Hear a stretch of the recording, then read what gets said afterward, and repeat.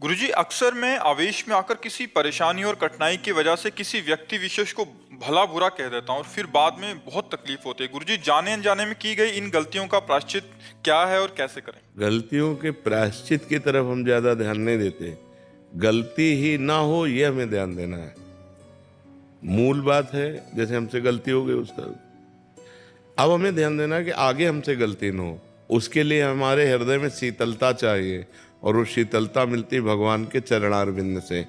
बड़े से बड़ी विपत्ति, बड़े से बड़ी प्रतिकूलता, बड़े से बड़े अपमान, निंदा को मुस्कुरा के सह जाने की सामर्थ्य ये भगवान देते हैं। यदि नाम जप करो और भगवान के लीला चरित्रों को सुनो तो हृदय पवित्र होगा और सहन करने की सामर्थ्य आएगी। भगवान के भक्तों के चरित्रों को पढ़ो, एक से एक विपत्ति, बड़ी से बड़ी अपमान की प्रवृत्ति, सब कुछ सह करके शांत भाव से निकल गए। जो करत जे अनुशहन निंदक तिन्हु पे अनुग्रह कियो, जिन्होंने निंदा की, जिन्होंने मारा, उन पर भी भक्तों ने कृपा की। ये सामर्थ्य भगवान के भजन से मिलेगी। ऐसे तो बहुत हल्का हृदय होता है। क्षणे रुष्टा क्षणे तुष्टा, रुष्टा तुष्टा क्षणे क्षणे, क्षण में नाराज हो गया, क्षण में प्रसन्न हो गया, क्षण में नाराज हो गया, क्षण में हर्षित हो गया। ये तो सबके हृदय की दशा है। लेकिन गंभीरता आना ये भजन से होगा। जिस समय हमारे सामने कोई कटुवचन बोल रहा है, उस समय हम नाम जब चला रहे हैं और भगवान से प्रार्थना कर रहे हैं, प्रभु मुझे इतनी सामर्थ्य देना कि मैं इसे कटुवचन न बोलूं, क्योंकि इसके हृदय में भी आप विराजमान हैं। तब हमारे अंदर शुद्ध ज्ञान आएगा।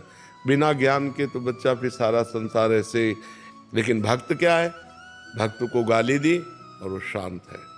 शांत रहने में उसका भी भला हो गया और आपका भी भला हो गया। अशांत होने में दोनों का हानि हो सकती है, दोनों का बुरा हो सकता है। इसलिए हमें लगता है शांत रहना बहुत अच्छी बात है। हाँ, जहाँ कहीं धर्म की बात आवे, जहाँ कहीं गुरुजन की निंदा हो रही, भगवान की निंदा हो रही और उस धर्म की हानि की, वहाँ चुप नहीं रहना चाहिए, वहाँ फिर बोलना चाहिए। अपने मान सम्मान की बात हो तो चुपचाप सह लेना चाहिए। लेकिन जब धर्म की, राष्ट्र की, माता पिता की, गुरुजनों की बात आवे तो उसमें फिर चुप नहीं रहेंगे। ऐसा भाव होना चाहिए।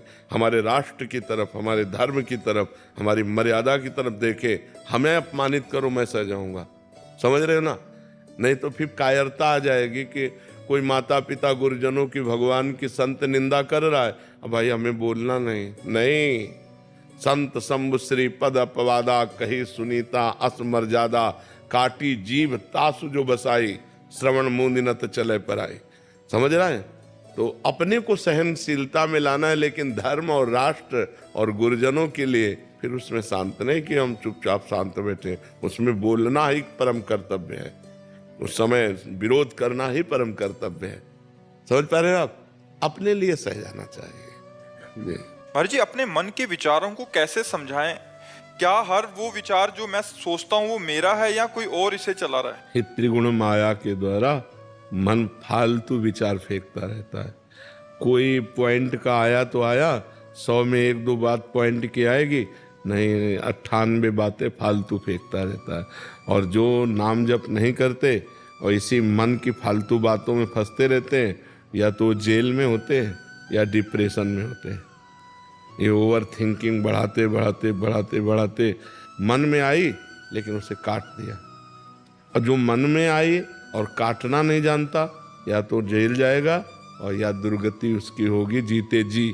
तो ये जो हमारा मन हमारे सामने बातें पेश करता रहता है हर समय, उसका कार्य है ऐसा हो जाए, ऐसा कर लिया जाए, ऐसा कर लिया जाए, ऐसा कर लिया जाए। उसको काटना होगा विवेक के द्वारा। जो सही बात है उसे सपोर्ट कर देना है, जो गलत बात है उसे काट देना है। और जब आप मन की बात को काट दोगे तो मन तुम्हें जलाएगा, व्यथित करेगा। इसका स्वभाव प्रमथन स्वभाव, मतलब मथ देगा आपको। तो उसी मंथन, उसी व्यथा को, उसी जलन को सह जाओ तो आप आगे बढ़ जाओगे परमार्थ में। और नहीं सह गए तो दुर्गति हो जाएगी, फिर तो दुर्गति हो जाएगी। ये मन के चक्कर में न पड़े। मन ने ही पूरे संसार को क्लेश में फंसा रखा है। बोले यार मन नहीं माना, अगर मान जाता तो मैं बच जाता। तो मन को मनाओ, और मन को मनाने के लिए आपको पावर चाहिए, वो आध्यात्मिक पावर चाहिए। नाम जप करो, राम कृष्ण हरि राधा, जो नाम प्रिय हो नाम जप करो, तभी तुम्हारे हृदय में पवित्रता आएगी, पावर आएगा। मन कह रहा है कि देखो, पवित्र मन गलत आचरण की सलाह नहीं देगा, घृणा होगी। अपवित्र मन अच्छी बात की सलाह कम देगा, गंदी बात की ज्यादा सलाह देगा।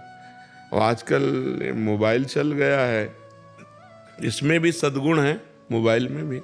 जैसे आप लोग बैठे हैं तो मोबाइल की ही कृपा से बैठे हैं, यूट्यूब में देखा और यहाँ तक पहुँच गए।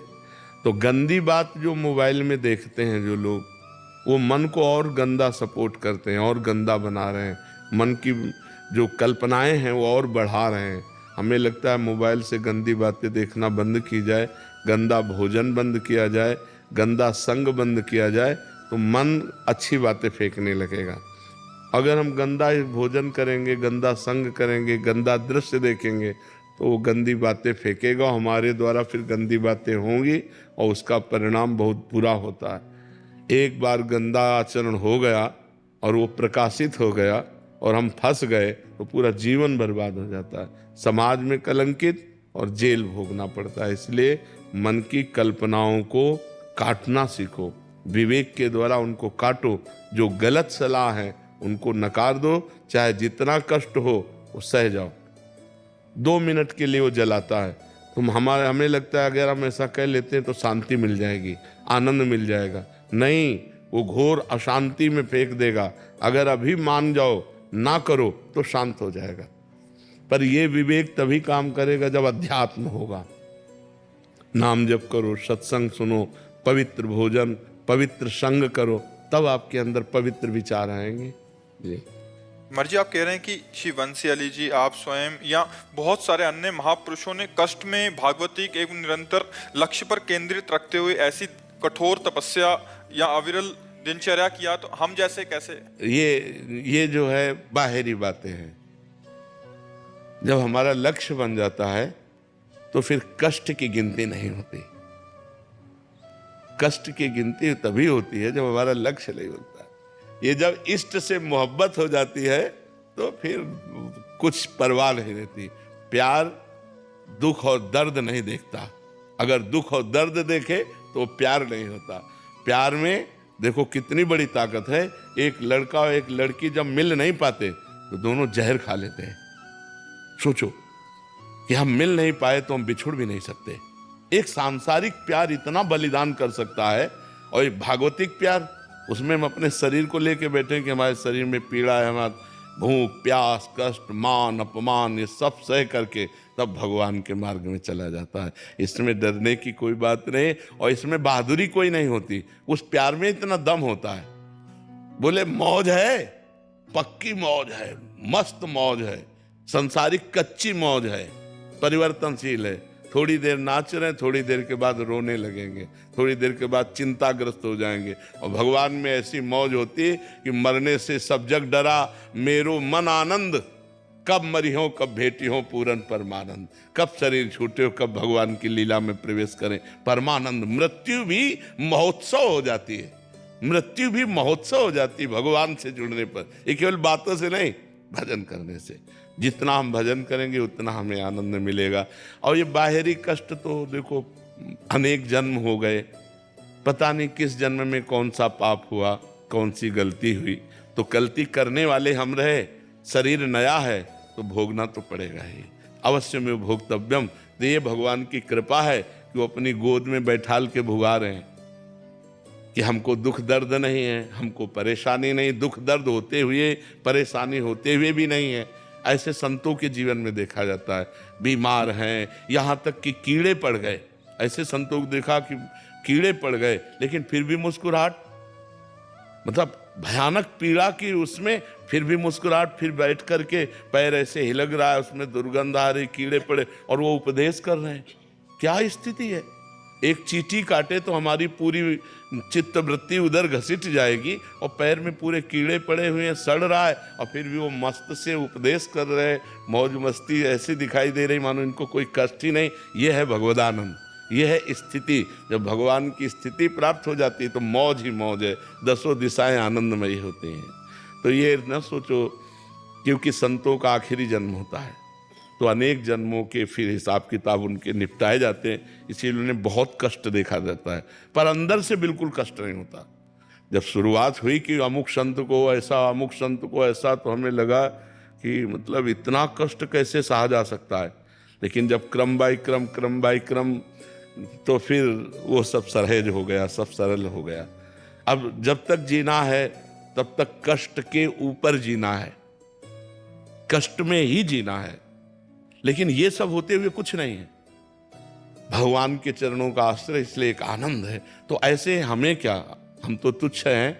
एक से एक बड़े महापुरुष संत हुए जो लाडली लाल के प्रेम में भयानक पीड़ाओं को हंस के काट लिया। वही बात हम आप लोगों को समझाते हैं कि संघर्ष, विपत्ति, दुख ये आएंगे जीवन में, कोई भी हो। मृत्यु लोक में जन्म लिया है तो ये आएंगे, पर इनसे लड़ने के लिए तो तैयार रहो। इनसे लड़ने के लिए अध्यात्म है, विवेक है, ज्ञान है, भजन है। अगर ये नहीं होगा तो फिर मर जाओगे, जीते जी मर जाओगे, डिप्रेशन में पहुंच जाओगे, सुसाइड करने की सोचोगे, नाना प्रकार की चिंता, उद्वेग, भय, इसमें फंस जाओगे। ऐसे आनंदित रहोगे, हर परिस्थिति में आनंदित रहोगे।